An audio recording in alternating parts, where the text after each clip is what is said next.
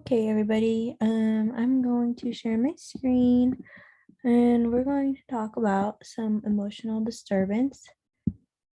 That is my category for this presentation. And I chose this category because I noticed a lot of the students I'm working with now have distri- displayed these type of characteristics, and I just wanted to dive deeper into this category. So let's get started. So first I have what is emotional disturbance.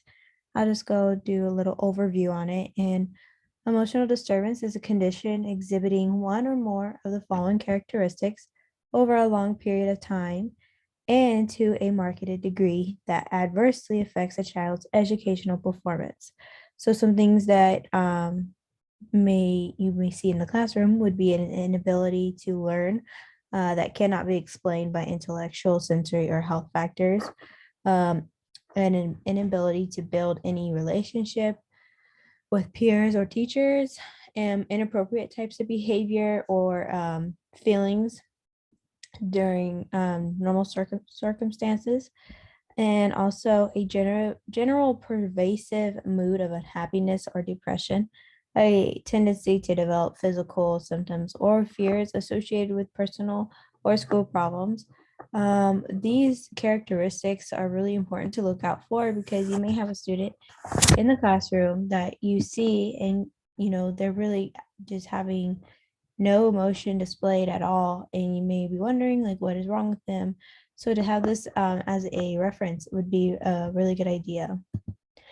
So next are some more characteristics that you can notice in the classroom, which would be tantrums, aggression, violates basic rights of others, argumentative, intimidates, threatens, ignores teachers.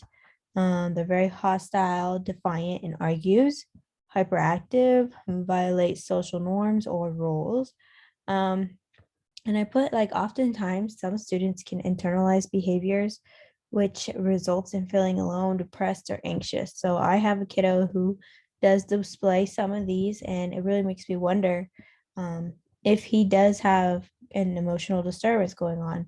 Of course, I cannot do anything because I'm not his teacher or his parent, but I do take note of these things, and I feel like it may not directly just be emotional disturbance. It might be tied into another like category, but just to be aware of those things is really beneficial for that student. So now I have some strategies that teachers can use in the classroom. First one is setting limits and defined rules. Sets clear rules and goes over them as often as needed for the student to succeed. That may be like every day, every week, or literally every hour, just to remind them.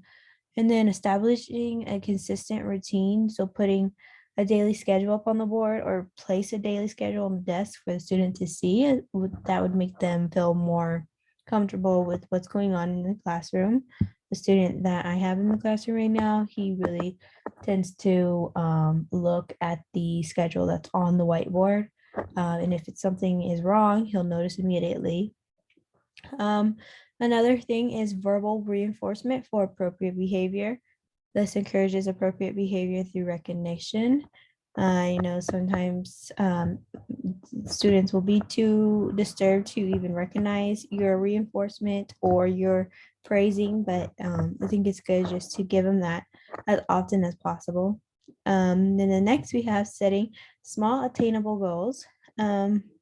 So setting a goal for the student that they will attain at the end of the day, that they will reach, is very important because at the end of the day, they'll feel like, hey, I got this goal and I was able to do it. And that means I can do more the next day.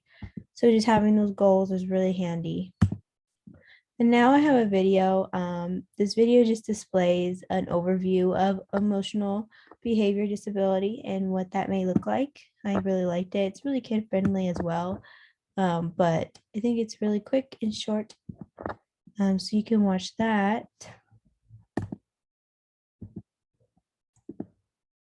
And now I just have like a quick, like little graphic of what emotional disturbance may look like. So fear, depression, stress, these are all characteristics that you may see. Um, for these kiddos or even for some, higher level kids as well. They may experience a lot of bipolar disorder, anxiety. There's just so many things that fall into this category, and I think it's really important to be aware of them. Some strategies would be mixed ability grouping, so provide students with the opportunity to work with others at different levels. Some students can really benefit from this, and especially those with emotional disturbance. Um, I think that those kids that are at a different level than that particular student can push them to do their best and display a lot of good qualities.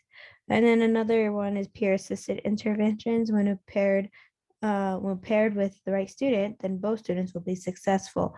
And I really find this to be valuable because these students really need a mentor in the classroom, and they tend to find some, but it's important to pair them with the right person so they can succeed. And then daily reflections for the students, have students reflect on their day and create goals for the next day. I find that one to be so important, even for students who do not have any disability. I think it's important to implement a goal setting classroom, and to reach those goals means you have achieved what you said you couldn't, but you still managed to. So I think those are really important, to have some reflections and goals. And here I found just a chart of just the removals per child or student with a disability from 3 to 21 and the specific disability type. So as you can see here, emotional disturbance they've been removed quite a bit. So a disciplinary removal is defined as an instance where a child with a disability is removed from his or her educational placement for disciplinary purposes, including in-school suspension, out-of-school suspension, removal by school personnel, all those things. So as you can see here, emotional disturbance is the highest one that happened, and that makes sense, because they display tantrums, and aggression and all those other things. So I just found this information to be eye-opening, and you include the other categories as well, so you can see that. And so here I just put a little overview on how we can help our students. So we can help our students by supporting them through the school year, recognize and observe who the students work best with, and incorporate their interests as much as possible. That will help them be in a very, I believe, in a very willing mood. So they'll be willing to do this if they see, oh, my teacher's teaching me something I really like. So like seeing that is very important. And then you collect data and provide support to that student. Students should be given the services they need as soon as possible. So if you see something, I was talking about how I see a student like that in the classroom that I was working in, and I feel like that student should have been helped as sooner, even though he just got there. This is his first year at the school, but I do feel like that should have been recognized at his other school, and he should have gotten that help as soon as possible because he does display some of these characteristics. And then another one on how we can help is communication between families and schools. I feel as though that's very important. Always, no matter who the child is, communicating between a family will show how much you really do care for that student and how much you want them to succeed in the classroom. So it's really important to have that communication between your school and your family. Make sure your school is on the same page as you. Make sure you have everything written up and ready to say, and have the good points, have the bad points, but just make sure you are communicating between those families. So in this little graphic that I included, it has some emotional disturbance characteristics, so physical symptoms or fears of school, so they may not want to come to school. The inability to learn is probably the main one that's going to be happening. They just refuse to learn.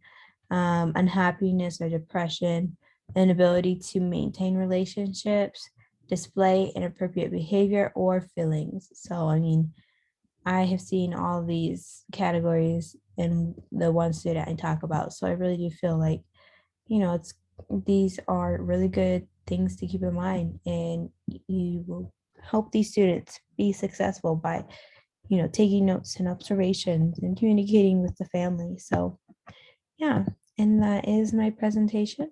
That's all I got for you.